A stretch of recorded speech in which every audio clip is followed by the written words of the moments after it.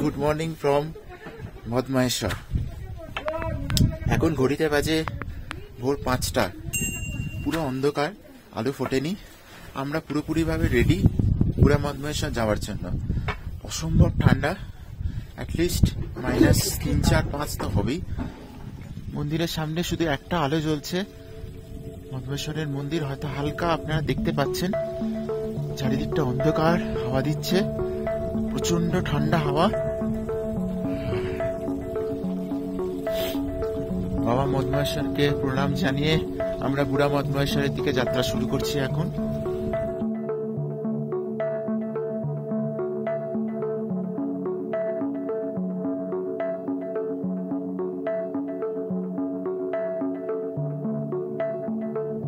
Mount চৌখাম্বাতে আলোর খেলা শুরু হয়ে গেছে। এখন আমাদের কিছুটা পথ যাওয়া বাকি আছে। এদিকে আকাশ লাল করে আসছে, হয়তো আর কিছুক্ষণ পরেই সূর্যোদয় হবে। কিছুটা রাস্তা আমাদের যাওয়া এখনো বাকি, চেষ্টা করছি পৌঁছানোর। এই সামনে রাস্তা উঠে গেছে।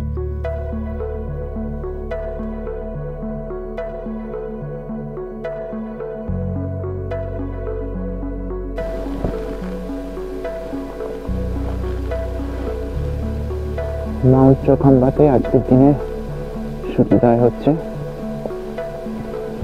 অপূর্ব সুন্দর দৃশ্য। এই যে সাদা সাদা সব দেখতে পাচ্ছেন, এগুলো সব সাদা হয়ে আছে। এগুলো কিছুই না, শিশিরগুলো জমে বরফ হয়ে গেছে পুরো। এর উপর দিয়ে যখন হাঁটছি কড়মড় কড়মড় করে আওয়াজ হচ্ছে। এই যে শিশিরগুলো সব বরফ হয়ে গেছে, এত ঠান্ডা। এই ওপর দিয়ে এই রাস্তাটা, রাস্তা বলে এখানে কিচ্ছু নেই,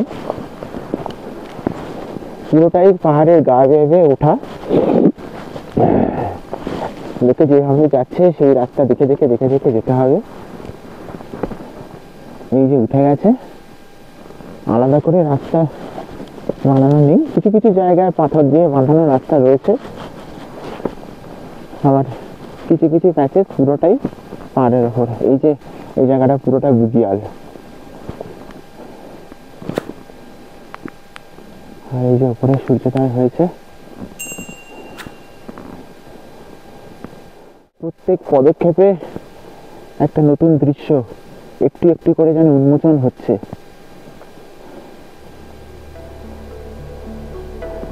ঠিক এই দিকটা থেকে সূর্যটা বেরোবে, সূর্যের রশ্মির ছটাগুলো দেখা যাচ্ছে। একটা অদ্ভুত মায়াবী পরিবেশ তৈরি হয়েছে এখানে।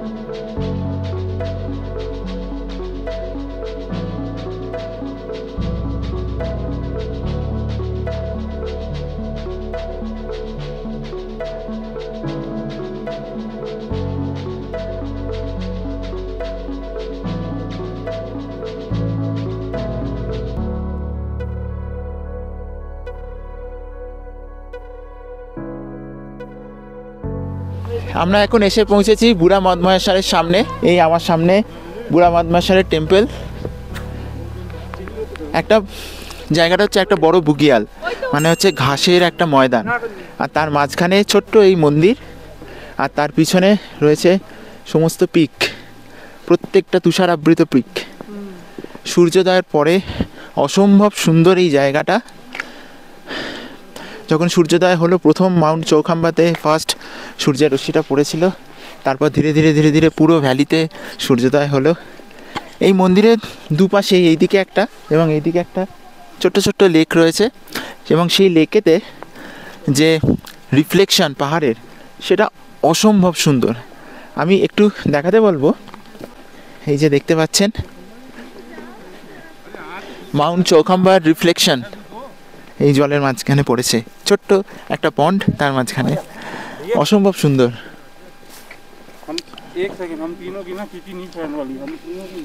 অসম্ভব সুন্দর এই জায়গা, এই দৃশ্য। সত্যি এত কষ্ট করে এখানে আসা ঠিক এই কাজটার জন্যই, ঠিক এই দৃশ্যটা পাওয়ার জন্যই মন ভরে যাচ্ছে। সত্যি দ্বিতীয় কেদার মদমহেশ্বর আসা আমাদের সার্থক, কমপ্লিট করলাম। আপনারা পাশে আছেন বলেই কিন্তু ধীরে ধীরে আমরা এগোতে পারছি, এই সমস্ত জায়গায় যেতে পারছি। খুব ভালো লাগছে, খুব মজা হচ্ছে, খুব আনন্দ হচ্ছে। এই জায়গাগুলো স্মৃতি সারা জীবন আমাদের মনের মধ্যে থাকবে এবং আপনাদের সামনে এই জিনিসগুলো তুলে ধরছি, এটা নিশ্চয়ই আপনাদেরকে অনেক অনেক খুশি করবে।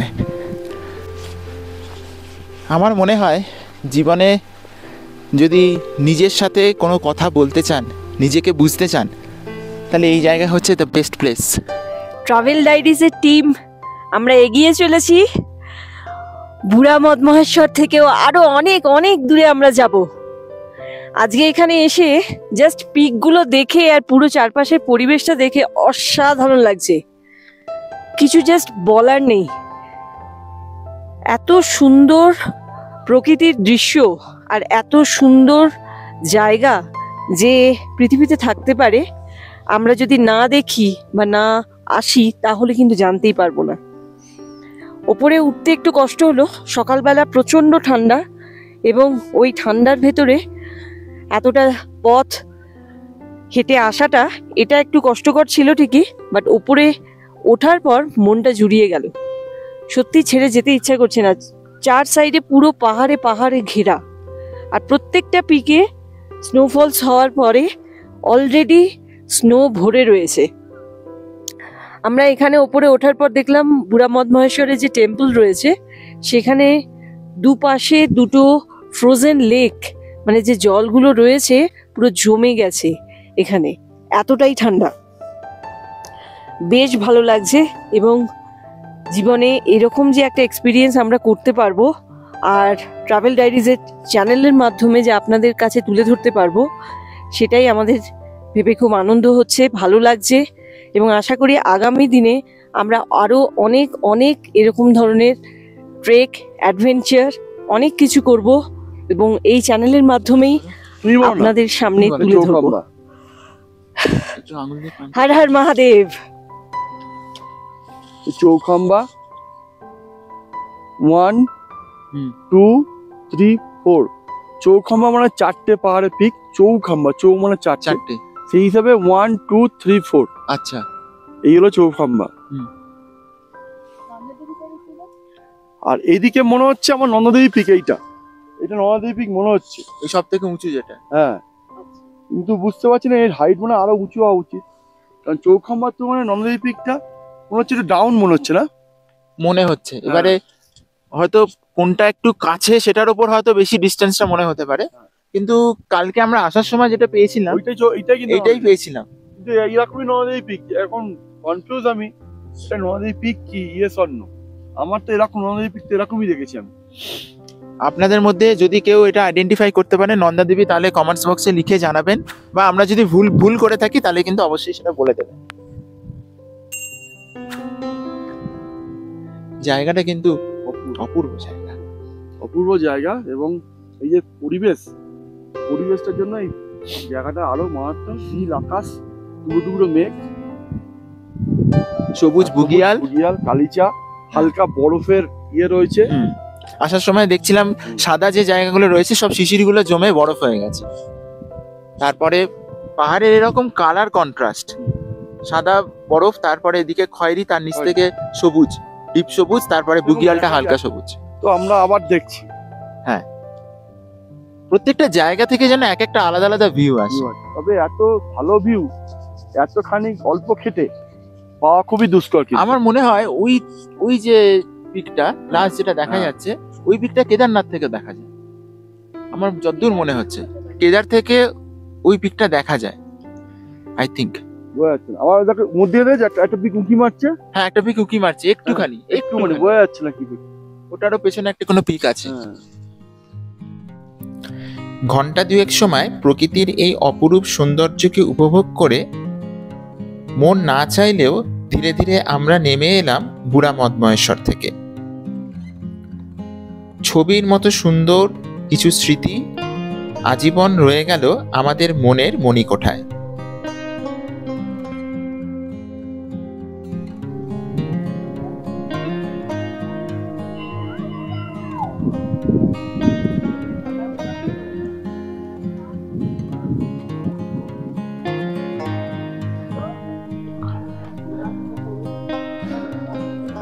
বুড়া মদমহেশ্বরে যাত্রা কমপ্লিট করে এলাম। নামতে সময় লাগলো 52 মিনিট আর উঠতে সময় লেগেছিল 1.5 ঘন্টা। নামার সময় কিন্তু বেশ চ্যালেঞ্জিং ছিল, তার কারণ হলো প্রথমত রাস্তা আমরাই হারিয়ে ফেলেছিলাম। মানে ঠিক রাস্তা দিয়ে আসছি, হঠাৎ করে দেখছি মেন রাস্তা থেকে সরে গেছি। তারপরে সে পাহাড়ের ধাপ কেটে কেটে যে রাস্তা আছে সেইখান থেকে আস্তে আস্তে এলাম। তো সেটা একটা মানে বড় চ্যালেঞ্জ। তো যখনই আপনারা যাবেন একসাথে গ্রুপে ওঠা বা নামা করার চেষ্টা করবেন। আর একটা চ্যালেঞ্জ তো বললামই যে প্রচুর মানে কাদা হয়ে গেছিল, বরফগুলো গলে গিয়ে মাটিগুলো কাদা হয়ে গেছিল, যার জন্য স্লিপ করছিল। খুব সাবধানে নামতে হবে। এখন একটু ফ্রেশ হই, ঠান্ডা লেগে গেছে প্রচুর, কেননা সকালবেলা বিভৎস ঠান্ডা ছিল, মোটামুটি -5-6 তো হবেই হবে। কিছুতেই কিছু মানছিল না, আর যত উপরে উঠছিলাম তত ঠান্ডা বাড়ছিল। তো যাই হোক, সব চ্যালেঞ্জ কমপ্লিট করে যেটা করার ছিল সেটা খুব ভালো করে করতে পেরেছি, তার জন্য খুবই খুশি।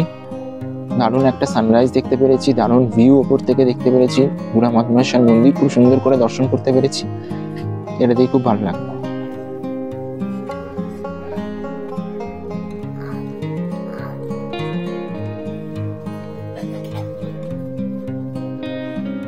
খানিক বিশ্রাম নিয়ে স্নান খাওয়া দাওয়া সেরে এরপরে আমরা চলে যাব মদমহেশ্বর মন্দিরে পুজো দেওয়ার জন্য। পুজো দিয়ে আজকেই আমরা ফিরে যাব রাশি গ্রামে, তাই দেরি না করে তাড়াতাড়ি রেডি হয়ে নিলাম।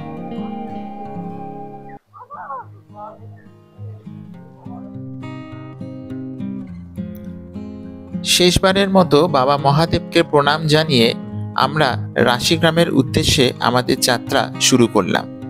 এবং সত্যি এই মদমহেশ্বর যাত্রা এবং মন্দির ও বুড়া মদমহেশ্বর মন্দির সবসময় কিন্তু আমাদের মনের মণিকোঠায় তুলে রেখে দিলাম। সময় 3:15, অর্থাৎ 10:15 থেকে 3:15 মানে 5 ঘন্টা